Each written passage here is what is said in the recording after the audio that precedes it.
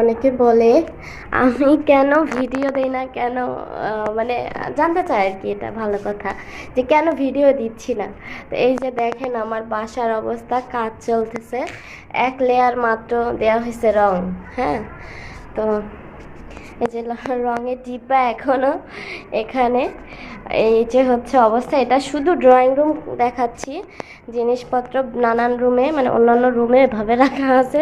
জানি রং করা মানে কতটা প্যারা, তারপরে যদি আপনি বাসায় থাকেন, বাসায় থাকা অবস্থায় রং করলে যে কতটা প্যারা সেটা তো বুঝেনি।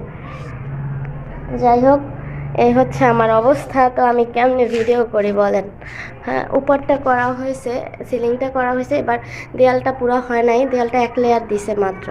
এবার অন্য রুম দেখাচ্ছি, অন্য রুমগুলো দেখেন যে কি অবস্থা। এই যে দেখেন, ঠিক আছে, এইগুলা আসলে এখানে আমাদের শুধু রঙের কাজ না, লাইটের কাজও করা হয়েছে। হ্যাঁ, বোর্ডের কাজগুলোও করা হয়েছে, যেমন এগুলো নতুন লাগানো হয়েছে, রাতের কারণে হয়তো বোঝা যাচ্ছে না, আমি একটু ফ্ল্যাশ দিয়ে দিই।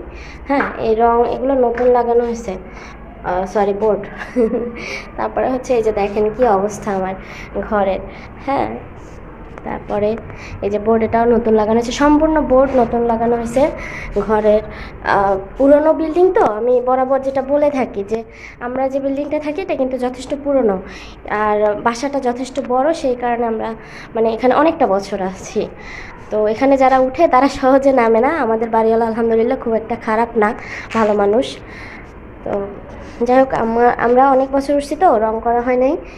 তো ওনাকে বলার সাথে সাথে উনি রং করে দিছে এবং আমি এই রিস্কটা নিয়েছি। এখন উনি যেহেতু আসছে, আমি অসুস্থ হওয়ার কয়েকদিন আগে, তো আর কি করা, উনি আসছে পরে আমি ওনাকে বলছি যে এই অবস্থা। ওনার ওয়াইফকে বলার পরে সুন্দর করে রং করে দিচ্ছে, বাসার কাজ করছে, যেমন এই বোর্ডগুলো নতুন লাগানো হয়েছে। হ্যাঁ, এগুলো সব